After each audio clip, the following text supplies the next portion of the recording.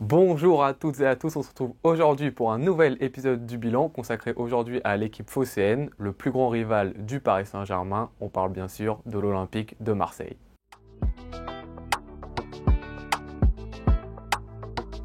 Beaucoup de changements pour l'Olympique de Marseille durant ce mercato d'été. Déjà, changement d'entraîneur. Sampaoli qui s'en va remplacé par Igor Tudor qui vient de l'Hellas Vérone et qui n'a pas connu jusqu'à présent de très grands clubs dans sa carrière. On a également des changements au niveau des joueurs. On a les arrivées par exemple de Suarez, de Sanchez, de Mbemba ou encore de Verretou. Également des départs importants comme Camara, Saliba, Milik ou encore Khaled Achar. Avec ces innombrables changements et surtout une pré-saison qui a été très compliquée du côté de Marseille, on s'est dit que ça allait vite tourner à la catastrophe. En plus, il y avait eu des embrouilles à l'entraînement, etc. Finalement, non, puisqu'aujourd'hui, on a une équipe de Marseille qui est 4e du championnat, à un seul point seulement de la 3e place et qui a pendant longtemps tenu tête au Paris Saint-Germain. Je tiens à préciser qu'on pense souvent assez rapidement que Marseille ne mérite pas trop sa place, qu'elle surperforme un peu. Sauf que si on s'attarde un peu sur les statistiques, on voit que sur les expected goals et également sur les expected points, Marseille est totalement à sa place. Pour ce qui est du jeu, on a une vraie évolution. On passe d'un Sampaoli à un football qui est totalement différent sous Tudor. Déjà avec Tudor, c'est beaucoup plus simple. Au niveau de la formation, c'est tout le temps un 3-4-2-1. Et on est sur un football très généreux, très discipliné et beaucoup dans la verticalité. Pour commencer, au gardien, on a Paolo Lopez qui est vraiment un gardien qui commence à s'installer. Ensuite, dans la défense centrale, on a Mbemba. C'est un peu le joueur qui, lorsque Klose est très haut, on a Mbemba qui vient juste derrière lui et qui est un joueur qui est très performant parce qu'il est très puissant, il centre très bien, il a une bonne qualité de toucher de balle. En plus, il est plutôt bon de la tête. C'est un joueur dans le système et dans la défense à 3 qui est très important pour Marseille. À côté de lui, on a Balerdi qui a connu un peu de difficultés les 2 premiers mois, mais qui commence de plus en plus à prendre du niveau, qui est un relanceur assez sobre. Pour conclure cette défense à 3, on a Gigot qui est un joueur d'appoint, mais qui donne satisfaction, notamment par sa hargne et son envie d'aller au front.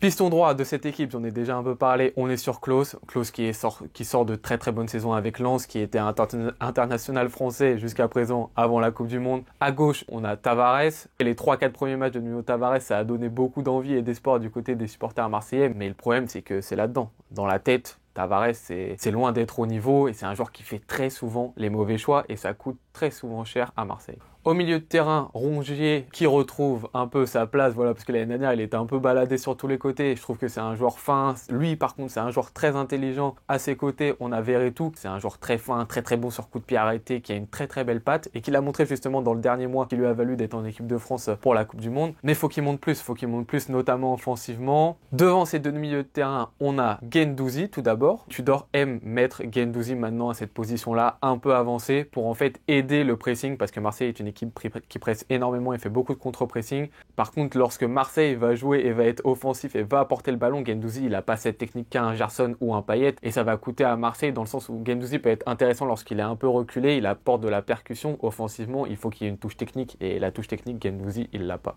À côté de Guendouzi, on l'a, cette touche technique avec Harit. Malheureusement, il vient de se blesser et certainement une blessure très grave qui va lui coûter je pense pas beaucoup jouer jusqu'à la fin de saison. Et enfin, en numéro 9, on a Sanchez. C'est un joueur quand même on voit en Ligue 1 qui fait la différence. Malheureusement, Sanchez, certes, est un très bon attaquant et il a déjà mis 5 buts, c'est très important. Il manque d'une présence d'un attaquant comme Milic qu'ils avaient avant, par exemple, qui pouvait marquer des pions et qui peut servir son équipe, dans ces cas précis où il faut vraiment attaquer, marquer un but, envoyer des ballons dans la surface. Pour ce qui est des autres points un peu négatifs de Marseille, ça va être surtout au niveau des remplaçants. On voit qu'il y a eu un gros problème avec Gerson, qui est en instance de départ très fortement, avec Payet, des gros problèmes. Et ça n'empêche pas aux joueurs qui vont rentrer d'être performants et d'être en pleine confiance. Enfin, sur les pronostics, on passe directement à la Ligue 1. Et pour ce qui est de la Ligue 1, je les vois bien se qualifier justement pour la prochaine LDC. Je les vois surtout être 3e, parce que je pense que Lens va conserver sa place de second. En revanche, pour ce qui est de Rennes et de Monaco, je pense que ce qui va coûter, c'est ces matchs d'Europa League qui vont faire que ces deux équipes-là vont avoir moins de souffle physique que Marseille. Marseille qui, du fait d'avoir à chaque fois une semaine entre les matchs, va pouvoir se reposer et mettre ce jeu en place en Ligue 1. Et ce jeu en Ligue 1, il suffit largement, généralement, pour avoir des victoires. Dites-moi ce que vous en pensez. Je vous dis à tout bientôt. Ciao.